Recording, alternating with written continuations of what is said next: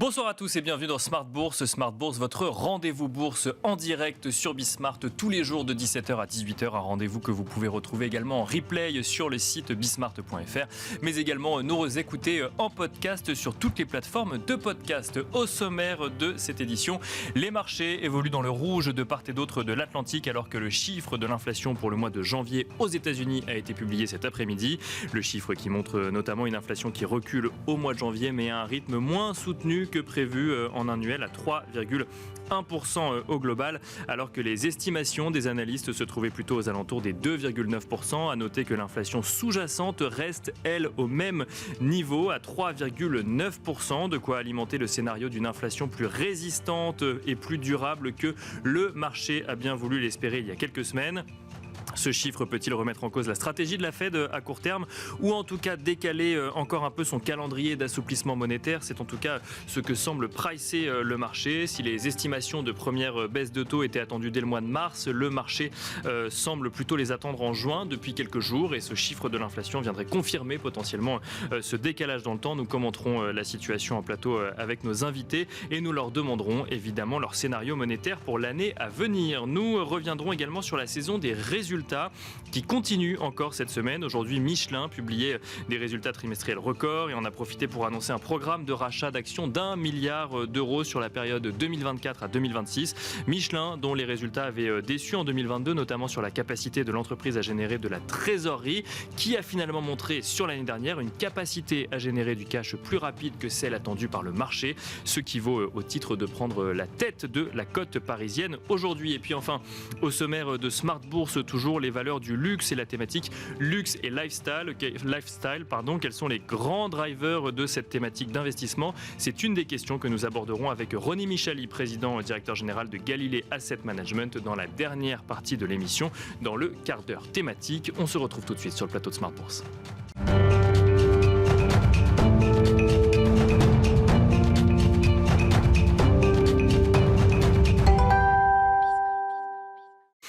Et pour commencer, comme d'habitude, tendance mon ami, le résumé complet de l'actualité boursière du jour proposé par Pauline Gratel. Le CAC cède 0,9% au cours de la séance après la publication des chiffres de l'inflation américaine qui ressort plus élevé qu'attendu à 3,1% sur un an en janvier contre 3,4% en décembre. Le consensus tablait sur un plus fort repli à 2,9%. Concernant l'inflation cœur, elle ressort à 3,9% sur un an et reste stable. Toujours aux États-Unis, on continue tout de suite avec la suite de la saison des résultats. Coca-Cola annonce des revenus en croissance à presque 11 milliards de dollars sur le quatrième trimestre fiscal, en hausse de 7,4%. C'est au-dessus de ce qu'estimaient les analystes. L'inflation a permis à Coca une amélioration de sa marge opérationnelle à 21%. Ces résultats sont salués et le titre est en hausse à Wall Street. Les investisseurs arbitrent les résultats de Michelin publiés après la clôture hier soir. L'entreprise fait état d'un bénéfice opérationnel annuel record. Son résultat opérationnel des secteurs s'élève à 3,57 milliards d'euros, dépassant ainsi les prévisions des analystes. Le groupe annonce également le lancement d'un programme de rachat d'actions sur la période de 2024 à 2026. Rachat d'actions qui pourrait représenter jusqu'à 1 milliard d'euros. Et même si Michelin évoque un marché incertain pour l'année fiscale en cours, et reste prudent, ces résultats sont salués par le marché.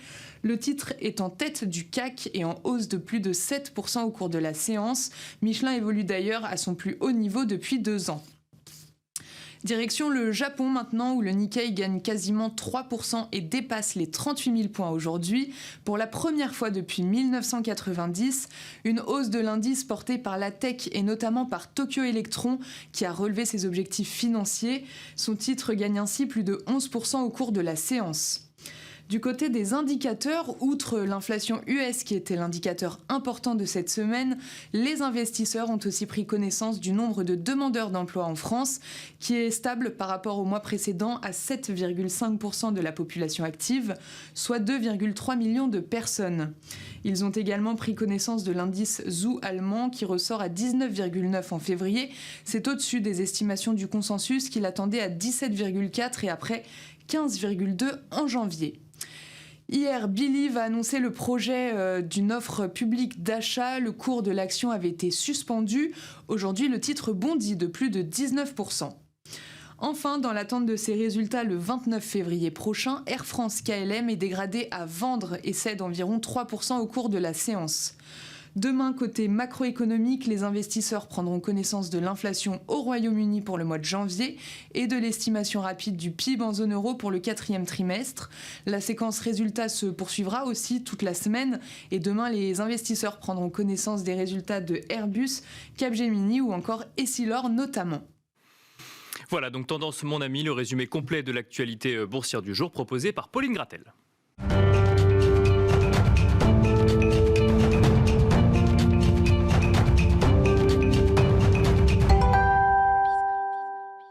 Et c'est parti pour Planète Marché. Nous avons une quarantaine de minutes ensemble pour décrypter les tendances et les informations qui nous proviennent de la Planète Marché. 3 experts sont aujourd'hui avec nous en plateau pour décrypter les actualités financières. Christopher Dembick, tout d'abord, nous accompagne. Bonsoir Christopher Dembick. Bonsoir. Vous êtes conseiller en stratégie d'investissement chez Pictet Asset Management. Nous avons le plaisir d'accueillir également à vos côtés Vincent Genzi. Bonsoir Vincent Genzi, directeur de la stratégie d'investissement de Cholet-Dupont-Oudart. Et nous avons le plaisir d'accueillir également Jean-Jacques Friedman. Bonsoir Jean-Jacques Friedman. Bonsoir Nicolas. Directeur des investissements chez Vega IM. Alors messieurs, beaucoup d'informations, beaucoup d'actualités aujourd'hui, mais surtout ce chiffre de l'inflation aux États-Unis, attendu comme la statistique majeure de la semaine, dans un contexte où le S&P 500 avait passé vendredi dernier les 5000 points. Il vient de repasser en dessous en perdant près d'1% à l'heure actuelle. Peut-être commencer avec vous, Christopher Dembick, ce chiffre de l'inflation. Il y avait des attentes peut-être un peu optimistes sur cette idée que l'inflation se dégonflait progressivement dans le meilleur des mondes, avec une économie américaine qui résistait, une inflation qui se rapprochait tranquillement des 2%. On se rend compte là que l'inflation persiste peut-être un tout petit peu plus que prévu. Est-ce que c'est de nature à remettre en cause un scénario sur l'économie américaine en 2024 ? Alors, pour répondre très clairement, non.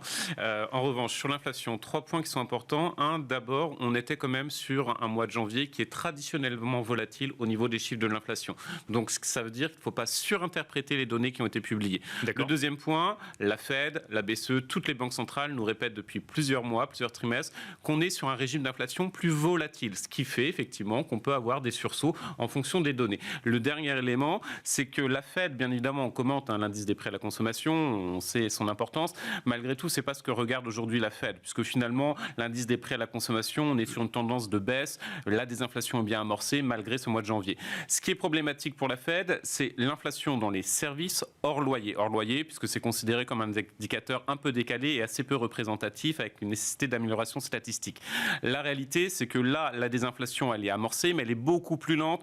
On est sur un glissement sur 6 mois autour de 3,6% de mémoire, ce qui est beaucoup trop élevé, et c'est ça que regarde plutôt la Fed, bien plus que l'indice des prix à la consommation, ou même que l'indice PCE Core, qui est souvent mis en avant.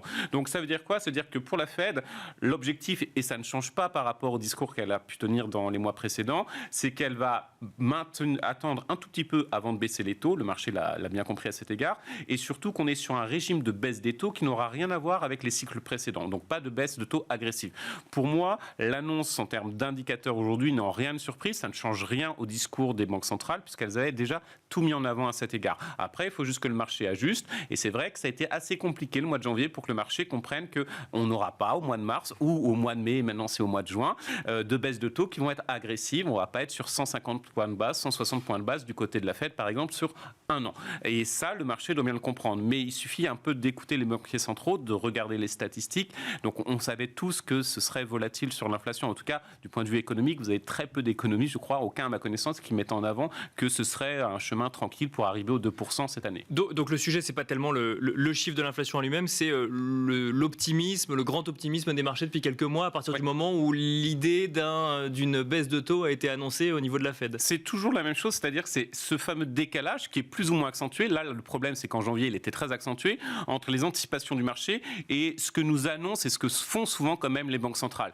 Et on avait effectivement un décalage qui était assez élevé. On avait à peu près un décalage similaire l'année dernière. Simplement, le sujet, c'était plutôt on va augmenter les taux que les baisser à ce moment-là. On avait un décalage entre, si on regardait janvier, donc 2023, et ce qui s'est passé, le marché, vous avez un différentiel entre les anticipations du marché et ce qui s'est réellement produit par les banques centrales de 100 points de base. Alors malgré tout, l'année 2023 était plutôt un bon cru en bourse, donc ça veut dire que ça peut bien se passer, cette réduction du décalage. C'est pour ça qu'il ne faut pas exagérer. On le voit bien, depuis le mois de janvier, le marché commence à intégrer cette donnée. On sait qu'on est probablement sur un cycle qui va être un peu différent. Le marché l'intègre, on est sur 3-4 baisses de taux maintenant. Donc c'est progressif et pour moi, ça induit qu'il n'y a pas un à-coup, ce n'est pas négatif pour la bourse. Et surtout, fondamentalement, on a une économie américaine qui est très résiliente, plus résiliente qu'anticipé fin d'année 2023. Et donc ça, c'est l'élément qui est central et le marché l'a bien compris. Les indicateurs sont là pour montrer la résilience. Surréaction des marchés européens et américains aujourd'hui sur le sujet ou simple réajustement alors réajustement par rapport au consensus. On était, je crois, sur le consensus Bloomberg à 2,9%. Effectivement, on est un peu plus élevé, donc c'est un peu négatif. Ça ne change pas la donne. Probablement que demain, si on a des bons résultats d'entreprise, on va être quand même sur une bonne tendance. Donc c'est plutôt un petit à-coup par rapport à un différentiel au niveau du consensus. Vincent Genzi, la même question mais de poser un peu différente. Ce chiffre d'inflation, un retour à la réalité pour les marchés quelque part ? Oui, on l'a dit, un retour à la réalité et surtout, moi je regardais les courbes, une confirmation que le rythme d'atténuation de l'inflation, il est très faible. Et donc, avant d'arriver à 2,5, il va falloir un certain temps. Les marchés, eux, par nature, observent les chiffres jour après jour et se disent peut-être qu'on aura une bonne surprise et que l'inflation va à un moment donné accentuer son reflux. Mais ce n'est pas le cas aujourd'hui. Il y a un autre élément, outre les éléments de loyer qui ont été mentionnés, que moi je regarde beaucoup, c'est les salaires. Ouais. Le dernier chiffre de hausse des revenus des salariaux était quand même assez impressionnant et même si on regarde en moyenne trimestrielle, on est à plus de 5. Donc ça, ce sont deux éléments qui vont effectivement contraindre la Fed à garder le même discours et en disant on sera prêt, mais on veut avoir une confirmation que l'économie, même si elle est forte, ne va pas relancer une tendance inflationniste. Donc elle veut que la désinflation s'installe davantage et plus longtemps. Donc effectivement, ça va repousser les anticipations de baisse des taux. Mais ça veut dire qu'elles peuvent encore être poussées. C'est effectivement le jeu d'essayer de pricer le timing au plus près. Et tant qu'en même temps, on a une économie qui est résiliente et des résultats qui tiennent, il n'y a pas non plus de raison d'avoir un accident sur les marchés. Parce que ce qu'on perd d'un côté, on le gagne de l'autre. L'accident, c'est si à un moment donné, on a des signaux brutaux et inattendus de forte dégradation de l'activité, alors que la Fed est toujours sur son scénario « so far so good, je ne baisse pas mes taux ». Et c'est là que les marchés pourraient se faire beaucoup plus peur et craindre l'erreur de politique monétaire, ce qu'on avait complètement oublié jusqu'à présent. Après la réaction des marchés actions, tant qu'on a une correction qui va de 1 à 3%, c'est pas grave. C'est pas grave. Enfin, c'est ordinaire. Quel que soit le prétexte, c'est simplement qu'à un moment donné, le marché a besoin de souffler. Et il y aura probablement des personnes sous-investies qui en profiteront. Donc je crois que c'est un petit peu tôt pour se fixer définitivement une opinion là-dessus. Moi, ce que je crois qu'effectivement, c'est que la désinflation va être plus lente. Mais ce que je constate aussi, c'est qu'elle est moins rapide et moins forte qu'en Europe. Donc une désinflation plus lente, une économie américaine qui résiste plutôt bien, effectivement des tensions sur les salaires. On est quoi ? On est sur un scénario de soft landing, mais qui se décale encore et encore et encore sans réellement savoir. Alors, peut-être que le spectre récessif est, lui, pour le coup, repoussé, mais quel est votre scénario, Vincent Genzi, sur l'économie américaine cette année ? Mon scénario, c'est mon scénario, mais c'est aussi ce que j'observe un peu partout. On voit que de plus en plus de maisons qui avaient un scénario de récession intermédiaire se disent, bon, elle arrivera peut-être, mais pour l'instant, on n'a aucun signal. Soft landing réussi, oui, c'est un peu le consensus. Le no landing, il est de plus en plus courant. Ouais. Donc, finalement, ça va de pair avec ces espoirs de baisse des taux qui sont repoussés, parce que la croissance reste résiliente. Donc, effectivement, on était à 1,5, on serait peut-être entre 1,5 et 2 de croissance aux États-Unis, ce sera encore un petit peu moins que cette année. Donc, c'est quand même une croissance qui s'infléchit tout doucement, pareil en Europe. Mais quand est-ce que la récession arrivera ? Il faut qu'il y ait un choc. Il faut qu'il y ait un choc. Donc on voit bien l'idée d'une récession aux États-Unis n'est pas complètement écartée dans les scénarios, c'est ce que vous dites ? Je pense que ça arrivera. Mais récession, bien sûr, mais tous ceux qui restent très accros au scénario de récession ne font que repousser ce scénario une fois qu'on aura épuisé toutes les cartouches, toutes les marges de manœuvre. Que le chômage aura vraiment atteint un point bas et qui commencera à remonter. Mais c'est vrai que pour cette année, même un scénario récessif de 1 trimestre ou de 2 trimestres, on a du mal à voir les raisons fondamentales. Oui, bien sûr. Il faut que ce soit un accident exogène. Jean-Jacques Friedman, donc no lending d'un côté sur l'économie américaine et non-information, ce chiffre de l'inflation au mois de janvier aux États-Unis, ou quand même il faut le prendre en compte Il faut le prendre en compte parce qu'il peut introduire quand même une volatilité pendant quelques temps. C'est-à-dire que le marché se focalise toujours sur quelque chose. Là, il avait les résultats, il a eu la confirmation de statistiques pas mauvaises. Tous les chiffres ont été volatiles en janvier. Non seulement ce chiffre-là, mais les chiffres d'ISM au plus haut depuis 15 mois, les chiffres de création d'emplois qui ont vraiment marqué les esprits aussi. Donc on pouvait s'attendre aussi à une volatilité. Il nous semblait que le risque était asymétrique. Et comme il y a ça, plus les déclarations américaines qu'on pensait plus tardives sur le risque géopolitique, les deux en s'associant peuvent créer de la volatilité. Mais je ne pense pas que ça soit le point de retournement quand même du marché. Ça arrive à un moment où la croissance est forte. Et au contraire, avoir une croissance forte et décaler et se dire que la bonne nouvelle, c'est dans quelques mois, tant que c'est un report, pour le marché, ça sera bien. Ce qu'il y a, c'est que si c'était vraiment... voilà, la baisse des taux n'était plus dans le scénario. Mais tant que c'est un report, je pense que ça sera quand même bien perçu et que le moment d'inquiétude, souvent, le paradoxe, c'est quand le mouvement de baisse des taux se déclenche, que là, il y a une interrogation. Le marché, souvent, se dit, bon, bah... c'est plutôt pas mal, il y a un ralentissement. Et au moment de la deuxième, troisième baisse, souvent, il se dit peut-être qu'on se trompe et qu'on va vers une récession. Et là, la baisse des taux est insuffisante pour compenser le scénario récessionniste. D'accord. Et c'est souvent là où le marché plonge. Donc tant qu'on repousse, finalement, c'est pas si mal. C'est peut-être le meilleur scénario existant pour les marchés. Nous, on vient souvent sur le plateau pour défendre depuis très longtemps un scénario positif. Mais on a un scénario d'ici quelques mois, je pense, où il y aura cette phase dangereuse à la fois pour le risque géopolitique et pour le risque qu'on décrit là. Donc je pense que la statistique en elle-même, qui est une statistique de report, ne modifie pas ça. Et il y a des économistes justement qui disaient les chiffres peuvent être très volatiles pendant 2-3 mois, vaut mieux que ça arrive maintenant et qu'après il y a plus de lisibilité. Sur le marché européen, la baisse de l'inflation était plus inscrite et plus lisible. Sur le marché américain, il y avait cela. Il y a aussi les statistiques autour du fret aussi, qui peuvent perturber un petit peu le débat pendant quelques temps. On voit bien que ça peut aussi créer des blocages et des problèmes d'approvisionnement et donc engendrer aussi quelques éléments inflationnistes. Et puis, vous l'avez mentionné, c'est vraiment l'effet de second tour un peu sur les hausses de salaire à 4,5%. Donc ça, par définition, ça ne peut pas être compensé uniquement par la baisse des biens. Donc ça paraît assez, ce chiffre paraît assez logique, somme toute.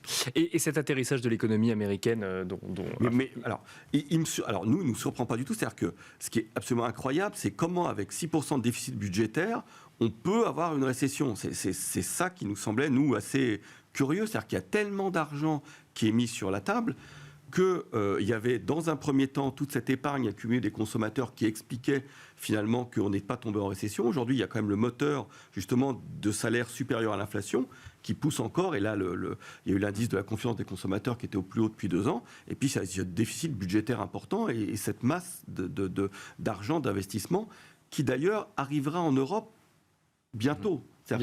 L'équivalent du plan Repower alors comme ça fait très longtemps qu'il a été voté, on a l'impression que ça y est, il a été là, mais il n'est pas du tout là. Il y a des allers-retours entre parlements européens et nationaux et ça va arriver. Donc les investissements ne sont pas là. Et les investissements ne sont pas là. Oui. Ce qui veut dire que sans doute en 2000, alors on est dans le creux de la vague en Europe, mais peut-être qu'en 2024-2025, il y aura aussi un peu le même phénomène où on sortira un peu la tête de l'eau. Grâce à une relance budgétaire. Grâce à une relance budgétaire, oui. Donc alors, on reste dans le scénario de soft landing et certains maintenant ont basculé dans le no landing. Pourquoi pas, oui. Christopher Dembick, peut-être un petit mot sur l'économie américaine. On a commencé avec l'inflation. Peut-être une réaction à ce qu'ont dit Vincent Genzi et Jean-Jacques Friedman avant d'aller peut-être sur le scénario européen également. Outre effectivement bien sûr le déficit budgétaire qui est déjà en soi un argument massue et ça c'est indéniable. L'autre point c'est que du côté quand même américain vous avez le retour durable, structurel vraisemblablement de la productivité. Les derniers chiffres ont été publiés, plus 3,4% au 4e trimestre de l'année dernière.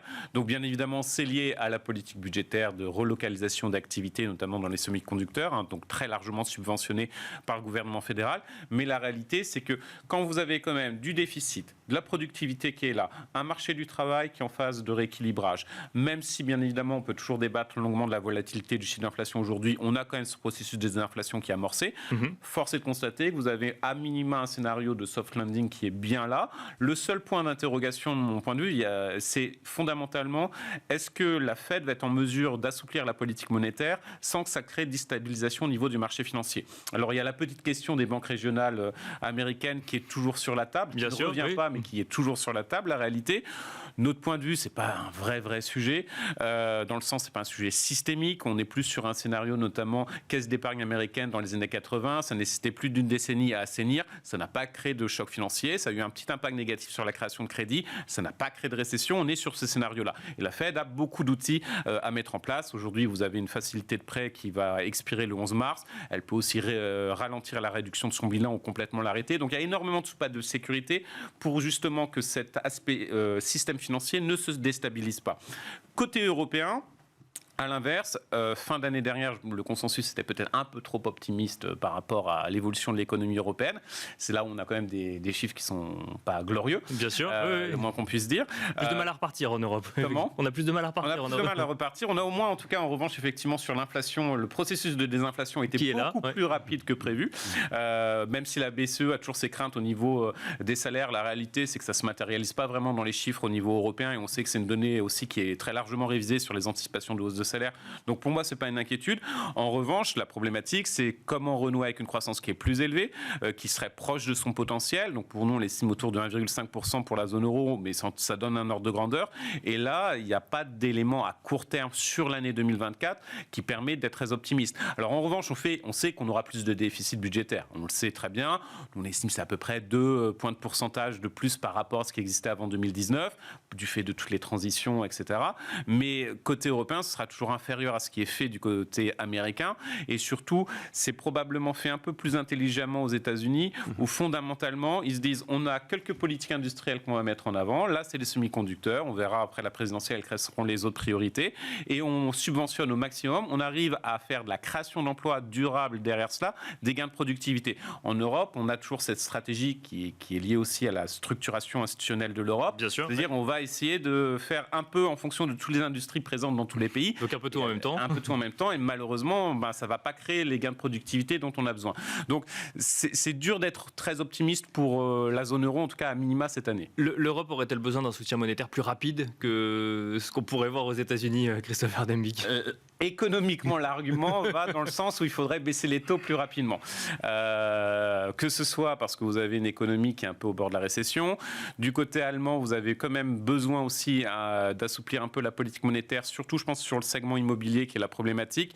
Concrètement, pour moi, aujourd'hui, baisser les taux directeurs, que ce soit BCE ou Fed, l'argument fondamental, c'est plutôt le secteur de l'immobilier. Il faut aider ce secteur de l'immobilier qui est en difficulté, immobilier commercial aux États-Unis, ça va aussi en zone euro, mais ça ne va pas être aussi une solution miracle. Parce que comme on a vu dans la phase de lutte contre l'inflation que l'économie est moins sensible aux taux d'intérêt élevés, elle est aussi moins aux taux d'intérêt bas. Bien Donc sûr, ce n'est pas la seule recette, il faut aussi aller sur du budgétaire, avec des contraintes budgétaires qu'on connaît.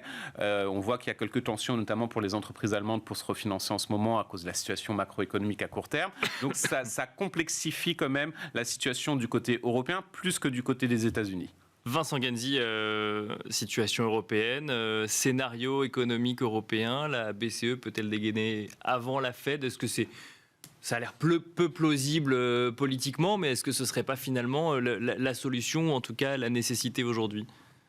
Juste avant de venir sur l'Europe, je voudrais bien revenir sur l'aspect déficit budgétaire américain qui a été mentionné déjà 2 fois, pour bien insister sur le fait qu'il y a une grosse différence avec les déficits budgétaires américains et les déficits budgétaires européens, qui est effectivement la nature des dépenses, qui ont été pendant le Covid et après le Covid très dirigés vers la consommation, comme chez nous, mais qui ont complètement changé d'orientation pour financer l'investissement et donc une croissance durable. Et c'est ce qui explique également pourquoi, malgré les niveaux de dette qui commencent à enfler aux États-Unis, on a des marchés obligataires américains qui restent relativement sereins et un dollar qui se tient bien. C'est assez important pour la suite. En revanche, il n'est pas exclu qu'en cas de risque un peu géopolitique lié aux élections présidentielles, ce phénomène un peu stabilisateur que l'on avait soit perturbé. Avec quand même quelques alertes justement sur le déficit américain aussi, sur le sol américain, qui laisse entendre que potentiellement il ne pourra pas continuer indéfiniment. Mais les États-Unis ont toujours su réduire le déficit budgétaire quand il le fallait à un moment donné. Donc on leur fait confiance. Sauf si c'est n'importe qui dirige les États-Unis. Voilà. Donc on peut se poser chacun la question déduira maintenant. Mais bref, en tout cas, ce n'est pas tellement la personne qui dirige, c'est les faits. C'est-à-dire qu'aujourd'hui, on finance l'investissement plus que la consommation. Mais s'il y avait des aberrations économiques dans la politique des prochains dirigeants, ça se verrait. Et on aurait une prime de risque qui se mettrait en place sur les taux américains, ce qui n'est pas le cas aujourd'hui. Donc, quant à l'Europe, évidemment, c'est l'éternel parent pauvre.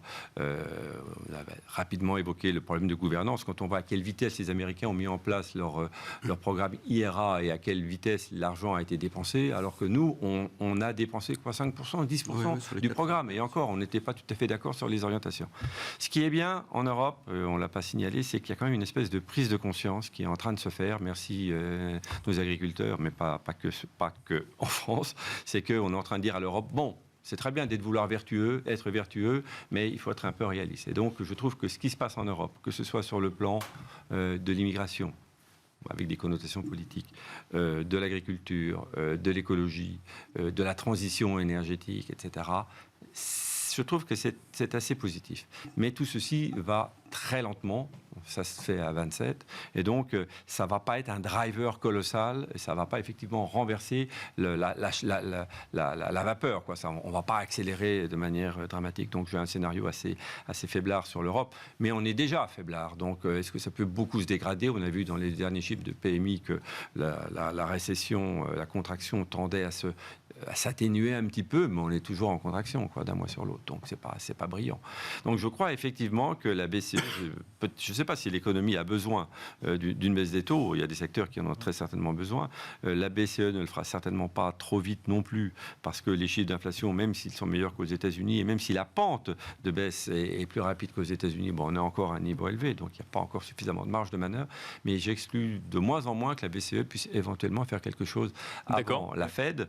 Qui aurait commencé du coup après la Fed et qui... elle n'a jamais commencé avant la Fed, donc peut-être que pour une fois elle le ferait, sait-on jamais. Mais derrière, il faut voir quelle va être la tenue de l'euro. Et si on a un euro qui faiblissait beaucoup trop, on sait que ça peut être un vecteur d'inflation importée. Donc la partie ne va pas être facile pour la BCE non plus. On aura sans doute besoin d'elle bien avant les États-Unis, mais il est un peu tôt pour savoir si elle va venir nous aider l'économie.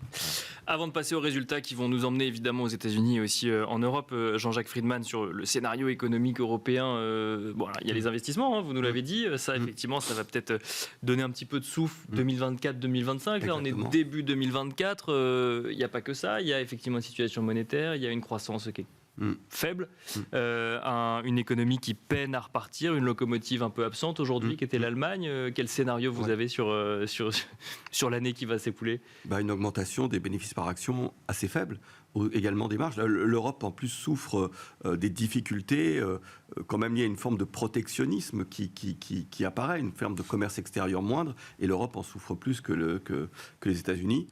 Et donc des marges qui devraient également sécréter un peu, parce qu'on voit bien que l'aspect charge financière, hausse des salaires malgré tout, ronge un peu des marges qui étaient sur des niveaux légèrement supérieurs à 8,5. Ouais. Donc voilà, après, ce qui compte et ce qui est très important, c'est les multiples de valorisation. On a des multiples de valorisation qui ne sont pas protecteurs et très bas, mais qui sont quand même moyens. Donc voilà, c'est pour ça que...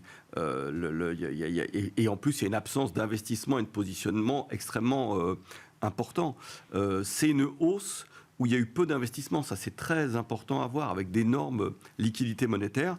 Et c'est pour ça que je pense que le marché s'est mis à courir un peu après, finalement, cette hausse, parfois avec un peu de retard. Et ça, il faut le garder en tête. Ce qu'on trouvait, c'est qu'il y avait une forme de positionnement qui aurait pu aller à cette forme, je dirais pas d'euphorie, mais qui pourrait être positif. On voyait les records successifs, une participation plus importante du nombre de secteurs également. Il y avait plusieurs éléments comme ça qui semblaient aller dans le sens. Et là, depuis quelques semaines, on trouve qu'il y a de nouveau un peu une fragilité dans le marché où on se reconcentre sur les stratégies momentum qui avaient bien fonctionné. Donc voilà, c'est cette phase euphorique qui parfois peut arriver alors qu'on est à des niveaux de valorisation somme toute moyenne.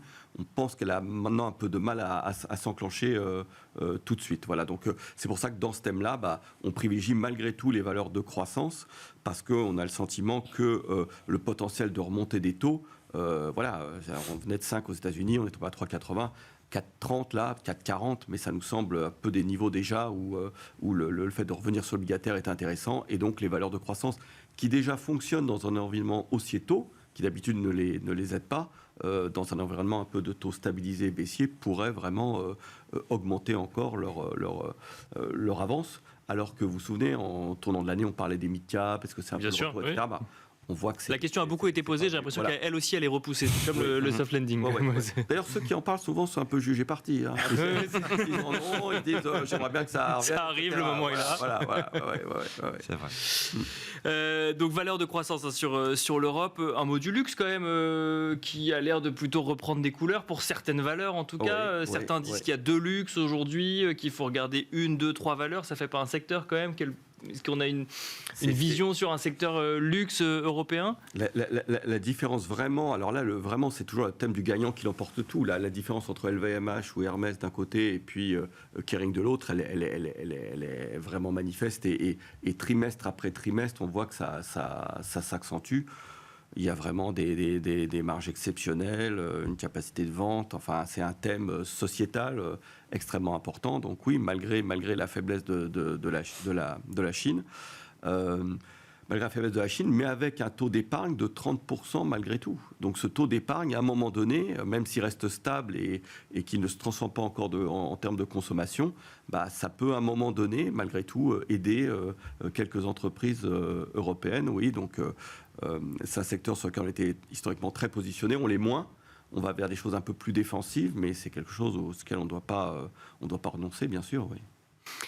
Christopher Dembick, alors on peut commencer par le luxe et puis on peut élargir à la saison des résultats. Aux États-Unis, je crois que 50% des entreprises du S&P 500 ont déjà publié, 80% d'entre elles ont publié des résultats supérieurs aux attentes. Alors je ne sais pas ce que ça veut dire réellement parce qu'on peut baisser les prévisions de résultats avant de les publier ou autre, mais bon, globalement c'est plutôt positif. D'ailleurs le marché l'a plutôt applaudi. En Europe c'est un peu plus compliqué, mais on a quelques belles surprises. Certains sur ce plateau disent qu'il n'y en a pas suffisamment, mais il y en a quelques-unes. Comment est-ce que vous analysez cette saison des résultats à mi-parcours globalement ? Alors, effectivement, en termes de configuration de marché, on voit bien, notamment au niveau du secteur du luxe, et effectivement, ça reste un secteur qui est toujours très à privilégier.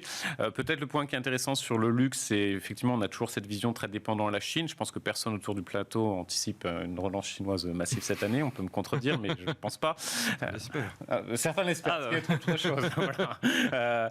Mais ce qui est assez intéressant, c'est que le luxe, qui était quand même historiquement ces dernières années assez dépendant en termes de vente de la Chine, sur l'année 2023, au niveau du secteur dans son ensemble, il a pu compenser la perte du consommateur chinois en trouvant des parts de marché en Europe et au niveau des Amériques, donc pas uniquement les États-Unis. Et comme on a un scénario, en tout cas chez Pictet, qui est plutôt de soft landing pour l'économie américaine, Europe, alors c'est pas très réjouissant, mais c'est pas non plus une catastrophe, vous avez toujours cette prise de relais au niveau du marché du luxe. Point qui est intéressant sur le luxe aussi, c'est que vous avez effectivement cette structuration du marché. C'est-à-dire, pendant plusieurs trimestres, on avait finalement l'intégralité du secteur qui en bénéficiait. Et là, on voit qu'on a une différenciation qui est faite. Il y a beaucoup plus d'intransigeance des investisseurs, notamment concernant les niveaux de valorisation. Il faut justifier finalement sa valorisation avec de bons résultats d'entreprise. Ceux qui s'en sortent mieux que les autres, évidemment, ce sont aussi ceux qui sont à l'action sur les quelques OPA. Il reste quelques entités indépendantes. On en voit à l'heure actuelle. Il y en a encore quelques-unes à la bourse de Milan, probablement pour pas très longtemps. Et ça me permet et on voit quand même cette configuration de marché où le luxe reste aussi le secteur qui accapare les flux. Côté américain, faire des OPA, c'est un signal positif en relation avec ce qu'on voit sur TODS en ce moment. C'est plutôt vu positivement. Oui. Vous avez une consolidation. On a déjà bien amorcé la consolidation du marché, bien sûr, sur le luxe, mais vous avez effectivement, y compris en Suisse et bourse italienne, vous avez encore quelques entités indépendantes.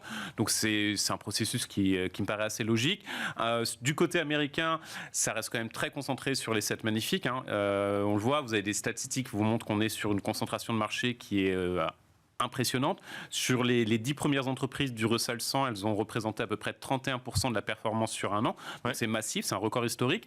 Après, bien évidemment, on pourra toujours considérer que c'est pas sain, mais notre point de vue, c'est qu'on est sur un marché qui est boursier américain qui est structurellement en forme oligopolistique, avec cette concentration autour des 7 magnifiques qui va perdurer. Et pour nous, même si bien sûr beaucoup de 7 magnifiques sont en termes de valorisation, c'est assez élevé, ça reste des valeurs qui sont attrayantes et qu'on doit avoir en bas de portefeuille. En revanche, si vous avez un marché qui est oligopolistiques, c'est-à-dire quelques valeurs accaparent les flux, ça va être quand même très compliqué pour que les small caps surperforment cette année les valeurs les plus liquides.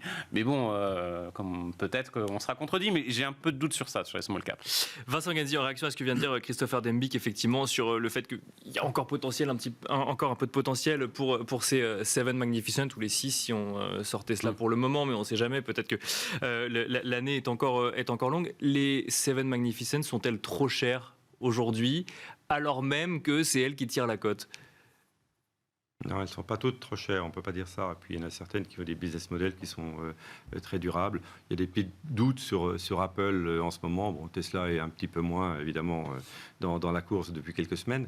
Mais ce qui est impressionnant, c'est outre la concentration du marché. Parce que c'est même au niveau du S&P, je crois que ça représente 40%. Non pas les 7, mais les 10 premières. Donc c'est très très concentré, mais c'est vrai au niveau des résultats. J'ai essayé de regarder un petit peu dans le détail les publications de résultats. Donc effectivement, ils sont meilleurs qu'attendus. Et quand on regarde les secteurs qui performent mieux, on ne sait pas la tech. Bon, c'est l'énergie, c'est la santé, c'est un peu les discretionary. Ça ne veut rien dire. Parce qu'en fait, ils disent les biens de consommation non durables, les discretionary, c'est quoi? Ce qui fait les résultats du secteur, c'est Amazon. Dans la tech, vous allez avoir Microsoft plus qu'Apple. Vous allez avoir dans les services de communication qui ne sont pas le secteur en pointe en termes de bonnes surprises, vous aurez quand même Facebook, vous aurez quand même Google. Donc c'est quand même les 7 magnifiques qui font l'essentiel de la croissance des résultats. Ce qui fait que non seulement c'est très concentré, mais en plus c'est-à-dire une vulnérabilité, mais tant que cette vulnérabilité ne se dévoile pas, cette croissance fait la hausse des résultats, fait la hausse aussi de ces valeurs. Donc effectivement, moi je crois qu'on est dans un so far so good market et que ces valeurs vont continuer à concentrer l'attention des investisseurs. C'est vrai que le Russell 2000 est négatif depuis le début de l'année et les autres secteurs ont beaucoup de mal. Après, sur l'Europe, j'ai l'impression que c'est un peu ce qui se passe aux États-Unis qui se traduit en Europe. Certes, il y a le luxe, qui est bien plus important chez nous qu'aux États-Unis, donc c'est un phénomène à part, et qui s'inscrit exactement dans la même lignée que les plus belles valeurs américaines. Oui, et puis vous avez quelques valeurs de tech, donc vous allez retrouver ASML, vous allez retrouver Adyen qui surprend positivement, vous allez retrouver pas des STM, mais d'autres valeurs de SMI, vous avez ARM qui a explosé parce qu'on se dit « Ah tiens, finalement, l'intelligence artificielle va les toucher ». Donc voilà, on n'a pas encore fait la bulle, mais ce n'est pas forcément une bulle de valo, mais ça peut être une bulle de détention. Et je pense que ça va continuer jusqu'au moment où il y aura quelque chose qui ne sera plus supportable. En ce qui concerne la relation entre les taux et les différents secteurs de marché, moi j'ai l'impression que depuis quelques mois, ce que l'on voit, c'est quand les taux remontent, évidemment ça attaque les valeurs de croissance. Ça ne fait pas plus monter les valeurs cycliques et les values, parce qu'on dit si les taux remontent, c'est mauvais pour la croissance. Quand les taux se stabilisent à un environnement économique à peu près stable, les valeurs de croissance, qui ont plus de croissance que le reste de marché, surperforment à nouveau. Et c'est quand les taux se mettent à baisser que là, on se dit « Ah bah tiens, peut-être qu'il faut jouer les valeurs en retard ». Et on vient un petit peu plus sur les cycliques et les values. Ce qui explique que de temps en temps, le momentum change de secteur, change de valeur, mais c'est extrêmement variable. Ce n'est pas constant. Donc c'est très difficile à jouer. Si on ne veut pas se poser de questions, on se dit, voilà, il y a des belles valeurs de croissance. Chaque fois qu'il y a des petits accidents comme aujourd'hui, on en achète. Et si on veut acheter du décoté, il faut avoir une vue très long terme en disant, cette décote ne restera pas à l'infini. En acceptant justement que le long terme soit repoussé, comme ce qu'on pouvait voir sur les small et mid. Jean-Jacques Friedman, alors je reste sur ces Seven Magnificent pour vous donner la possibilité de vous exprimer dessus aussi. Alors j'ai demandé à Vincent Ganzi si elles étaient trop chères. La réponse est, de ce que je comprends, non, pas aujourd'hui. Confirme, Sans faire de conseil d'investissement, ça fait encore sens d'acheter des valeurs au plus haut. Alors peut-être pas aujourd'hui, parce que là effectivement il y a eu une petite respiration, mais c'est pas trop cher et au plus haut, c'est le plus haut d'aujourd'hui n'est potentiellement pas le plus haut de demain si on en croit le potentiel de croissance de ces valeurs. Exactement, même si on prend un titre comme Nvidia, dans ce qu'il y a de plus, où il y a le mouvement d'accélération le plus puissant, quand on a 70% de hausse des résultats prévus, on voit bien qu'en réalité, si on compare en termes de PEC, c'est pas... Alors, la boîte que vous citiez, là, c'était un peu... Il y a un flottant très faible, alors là, il y a une spéculation particulière, mais pas sur ces boîtes-là. Alors après, ce que le marché essaye de jouer, sans aller dans les mid-caps, c'est se dire, dans ce thème-là, vous voyez, par exemple, il joue le Next 100 du Nasdaq, en disant les valeurs plus petites du Nasdaq, qui, elles, peuvent être emportées par ce mouvement. Mais nous, ce qu'on aurait espéré, c'est que finalement, il y a un élargissement par rapport à ces valeurs-là qui aurait été un signal positif. Mais cet élargissement ne vient pas et le marché, par sécurité, se concentre là. Là où on a eu tous, je pense, à investir beaucoup de gens, c'est que je pense que le call du Nasdaq a vraiment été fait, je dirais, depuis je dirais, septembre-novembre 2022. Et si on avait pu anticiper que les taux n'auraient pas baissé pendant toute cette période-là, on n'aurait jamais cru à un tel mouvement du Nasdaq. Et je pense qu'il y a eu à la fois le phénomène de l'IA qui a vraiment percuté ça, et en plus, dans toute cette hausse des taux, les gens se disent « oui, d'accord, mais le prochain mouvement, c'est à la baisse, donc ça ne compte pas, cette hausse des taux-là ». Et donc, le marché a été très aidé, alors que le phénomène de baisse des taux qui aurait pu normalement l'aider. Et puis après, on arrive toujours à trouver quelque chose. On se dit, ils ont des liquidités importantes, donc elles bénéficient du placement de leurs liquidités. Bon, mais non, je pense que c'est vraiment un moteur important. Il y a une concentration extrêmement forte et une polarisation très forte. Et ça, on peut pas aller à l'encontre de ça. Mais alors, la question qu'on peut se poser, et que se posent sûrement les gens qui nous écoutent, c'est quand on a aux États-Unis un faible panier de valeurs qui compte pour autant dans un indice. En Europe, un faible panier de valeurs qui est le luxe, qui compte autant dans un indice. Quand on fait de la gestion active, finalement, quel est l'intérêt d'aller chercher ailleurs que dans la tech ou dans le luxe, si c'est ces valeurs-là qui tirent la cote de part et d'autre de l'Atlantique ? Bien sûr, il y a un vrai sujet, et on voit d'ailleurs des flux importants sur les trackers. Et les trackers, d'ailleurs, les flux importants se sont positionnés, je dirais, au tournant de l'année sur les trackers, à des personnes qui ont vraiment investi sur ces éléments-là. Et je pense que c'est des professionnels qui ont finalement utilisé ces trackers. Je pense qu'il y a eu beaucoup de produits structurés qui ont été aussi bâtis, ou des fonds diversifiés. Il n'y a pas eu tellement, finalement, ces qui ont fonds accentué quelque part la tendance. Oui. Oui. Soit les gens se sont dit, on a un peu raté le mouvement, alors on va faire un structuré, on a un peu raté le mouvement, on va faire un produit diversifié. Il n'y a pas eu tellement de flux, finalement, positionnés sur la gestion active, mais c'est bien sûr un vrai débat. Et nous, dans la gestion sous mandat, on utilise aussi parfois des trackers en se disant, faut mieux être simple parfois et jouer. Et donc, par exemple, en ce moment, on joue le tracker Nexan, par exemple, en se disant, tiens, ça nous paraît intéressant. Ça va s'élargir et ça va être emporté par la même tendance. Oui. Vincent Genzi et ensuite Christopher Dembig, même question. Le rôle de la gestion active quand c'est concentré sur 20 valeurs qui en plus sont le plus traitées médiatiquement. C'est pire que ça, c'est que pour faire de la gestion active et surperformer aujourd'hui, il faut être encore plus concentré sur ces valeurs que l'indice lui-même. Ouais. Sinon, vous n'avez aucune chance de battre l'indice. Donc ça veut dire que vous avez une gestion active sur des portefeuilles avec 5 valeurs. C'est inconcevable. Donc ça rend la gestion active extrêmement compliquée, sauf dans les petites phases de rattrapage que je citais tout à l'heure. Oui, bien sûr. Mais pour l'instant, on voit bien que ça reste compliqué, d'où l'attrait pour les trackers que vous avez cités, ou pour les SICAV qui sont, je dirais, plus momentum et plus tilté indice que très stock picking. Avant de... Oui, encore allez-y. Il y a une toute petite chose, quand on regarde le Nasdaq, en fait, il y a pas il a retrouvé ses plus hauts, parce qu'effectivement, jusque 2022, il y avait eu une très forte baisse, et puis ça avait commencé à remonter avec l'espoir du pivot, et puis ça s'est accentué à l'automne dernier et avec l'intelligence artificielle, mais le nombre de valeurs qui ont fait des réels plus hauts, il est aussi assez limité. On retombe sur les 7 en dehors de Tesla, plus des valeurs de santé comme Eli Lilly. Mais c'est vrai que même en termes de performance relative, on voit que le Nasdaq a surtout corrigé la forte baisse qu'il avait connue et que ce qui lui a permis d'aller plus haut, c'est toujours les mêmes valeurs. Christopher Dembig, même question, ou peut-être un sujet qu'on n'aurait pas abordé sur les quelques minutes qui nous restent Non, peut-être rapidement, juste sur cette concentration de marché. Aujourd'hui, effectivement, si vous voulez avoir du rendement, vous ne pouvez pas être à l'écart des 7 magnifiques, ou en tout cas plus largement du secteur tech. Ça semble assez pertinent. Après, vous avez énormément, bien sûr, de sujets qui expliquent cela. Vous avez aussi la gestion passive qui, quand même, facilite, je pense, cette concentration. Il y a un autre élément qui est un peu plus macroéconomique, qui est assez intéressant.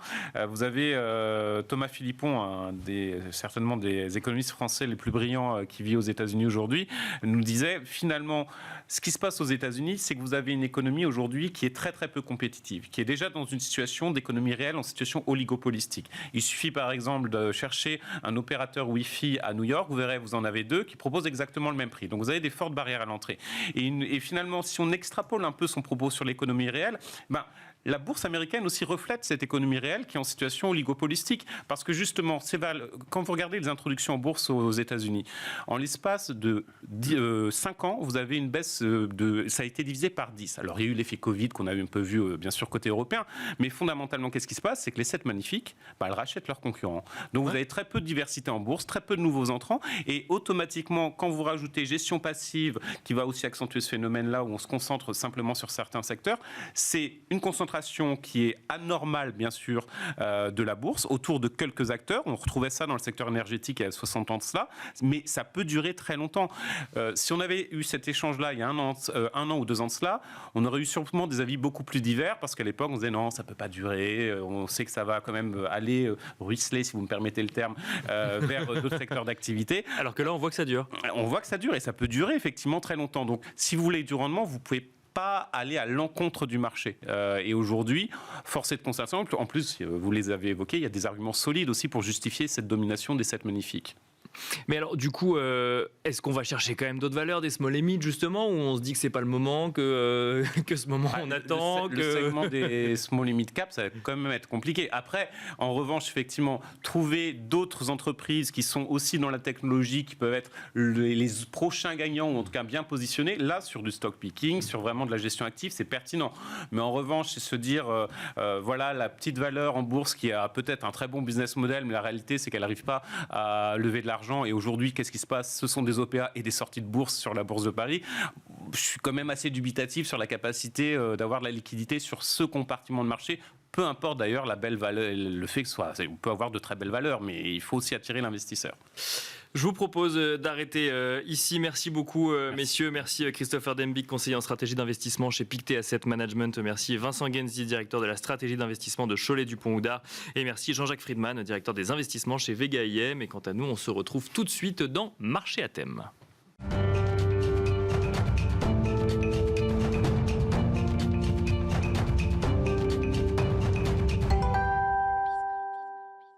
Bienvenue dans Smart Bourse, nous sommes à présent dans la dernière rubrique de l'émission, dans Marché à thème. Le thème du jour sera luxe and lifestyle. Nous allons en parler avec Ronnie Michali, président et directeur général de Galilée Asset Management. Bonsoir Ronnie Michali. Bonsoir Nicolas. Bienvenue sur le plateau de Smart Bourse. Alors vous avez un codex chez Galilée Asset Management, un codex des thématiques. Il y a 25 thématiques, si je ne dis pas de bêtises, qui donc vont un petit peu sur toutes les secteurs d'activité, toutes les classes d'actifs, toutes les thématiques d'investissement. Aujourd'hui, on va parler donc du luxe et lifestyle. Juste avant, peut-être, ces thématiques, quel est le champ d'application de ce codex des thématiques?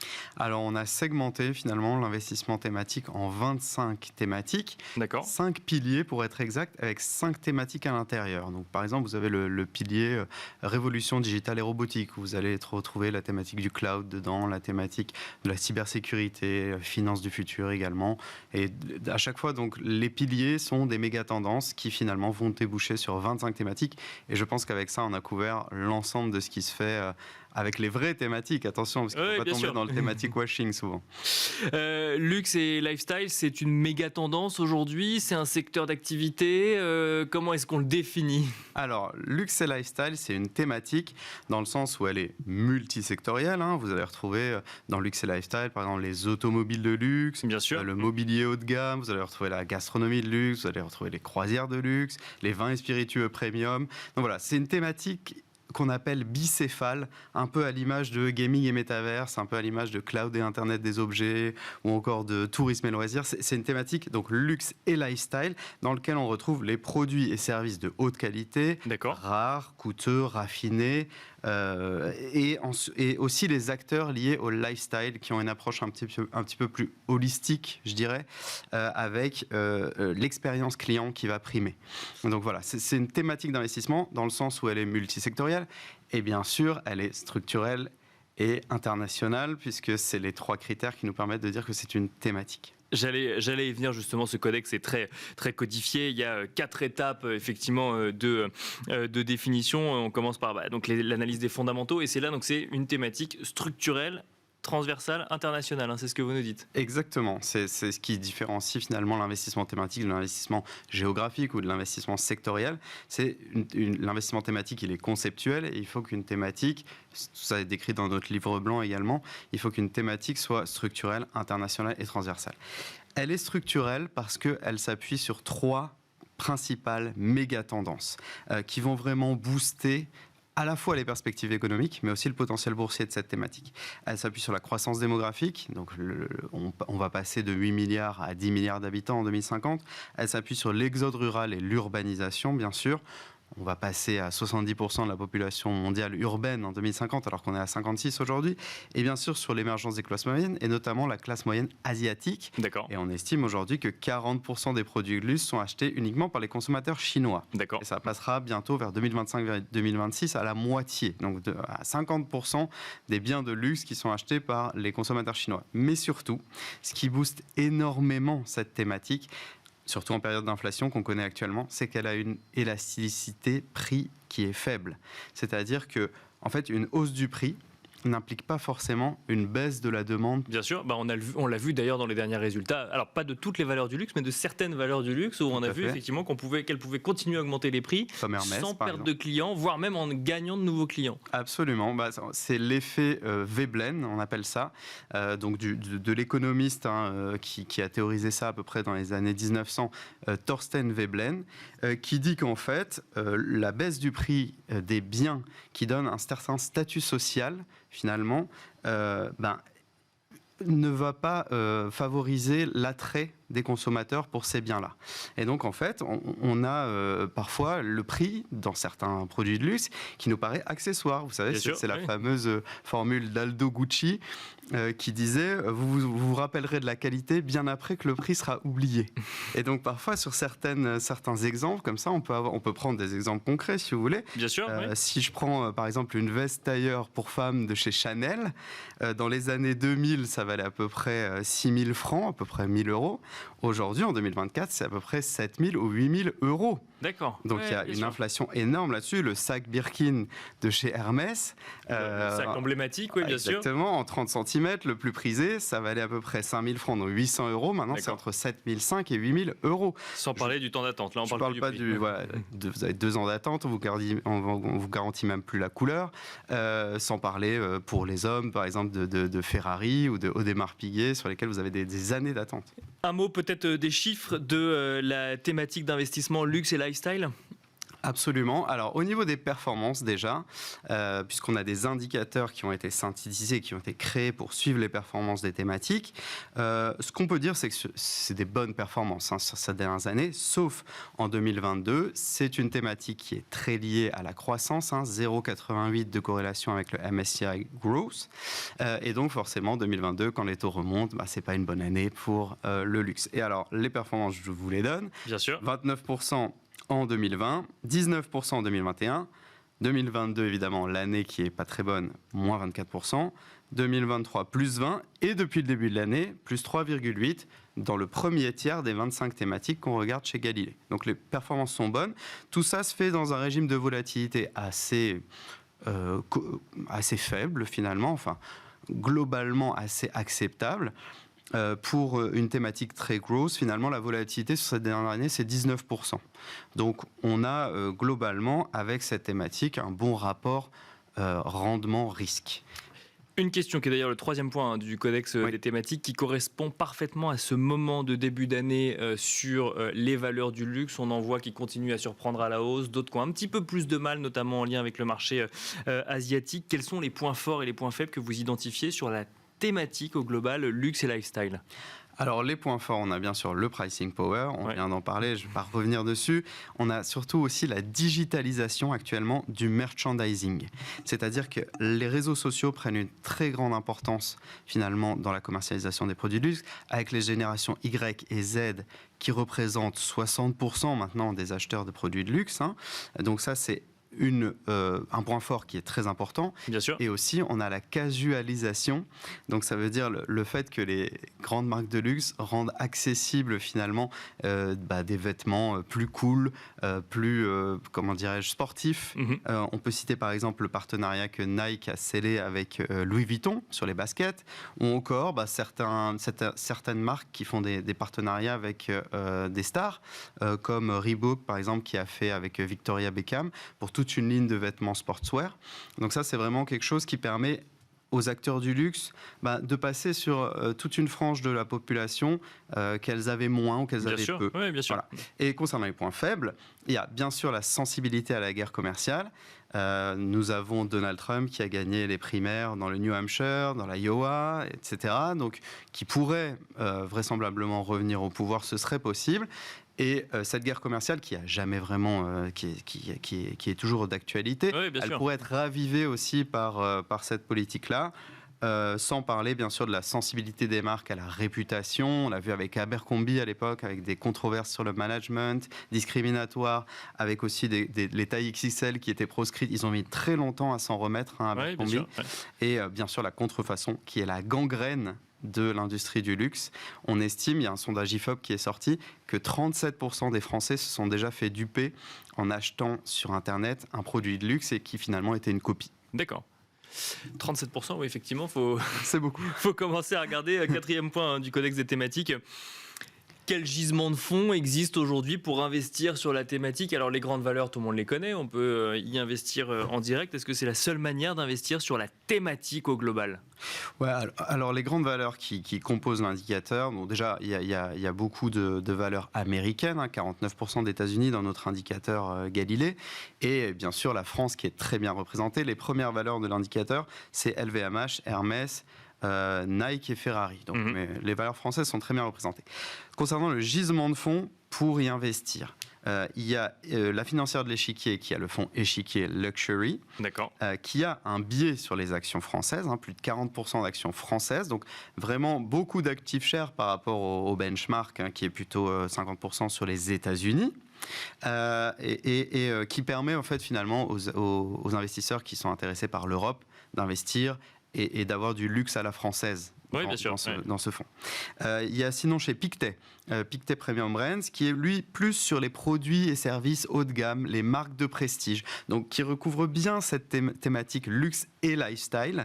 Celui-ci est plus en ligne avec le benchmark, en tout cas celui qu'on a calculé, avec un peu plus de 40% sur les actions US. Et enfin, en gestion passive, en ETF, puisqu'il en faut pour tous les goûts, bien sûr, oui. on a Amundi S&P Global Luxury. D'accord. Et celui-ci est plutôt sur le segment du luxe de cette thématique luxe et lifestyle et permet finalement aux investisseurs de s'exposer via la gestion passive à cette thématique, en tout cas plutôt le segment du luxe de cette thématique luxe et lifestyle. Quand on parle luxe et lifestyle, on a cité quelques valeurs, Hermès, LVMH, Nike, Ferrari, on aurait pu citer Kering, L'Oréal peut-être aussi, j'imagine. On parle de combien de valeurs au global ? Est-ce que c'est essentiellement des valeurs européennes ? Est-ce qu'il y a aussi géographiquement aux États-Unis ou dans d'autres régions du monde des valeurs qui viennent alimenter cette thématique ? Alors, il y a une concurrence énorme sur ce marché. Donc, au niveau du nombre de valeurs, je ne pourrais même pas vous le donner parce qu'il est colossal. Par contre, on a synthétisé... Derrière, en fait, la concentration de quelques valeurs qui font la une des journaux, il y a un secteur beaucoup plus vaste. C'est ce que vous nous dites. Tout à fait. Il y a même une thématique puisqu'on parle de ça. Donc, c'est, comme je disais, multisectoriel. Il y a évidemment énormément de boîtes dans les différents secteurs qu'on a cités qui vont composer cette thématique avec bien sûr les acteurs, mais il y a aussi les sous-traitants qui sont très très importants dans cet environnement. Et donc en fait on va retrouver des boîtes qui sont dans la mode, qui sont dans tout ce qui est gastronomie, etc., qui sont dans tout ce qui est automobile. Les deux secteurs privilégiés de la thématique, ça je peux vous les donner, c'est bien sûr l'automobile et la mode. Merci beaucoup Ronnie Micheli de nous avoir accompagnés donc dans le dernier quart d'heure de Smart Bourse Marché à thème. Je rappelle que vous êtes président directeur général de Galilée Asset Management. Merci beaucoup. Merci Nicolas. Merci à vous également de nous avoir suivis donc dans Smart Bourse de 17h à 18h en direct sur Bismart. N'hésitez pas à retrouver le replay de l'émission sur bismart.fr et quant à moi je vous donne rendez-vous demain à 17h en direct sur Bismart. À demain.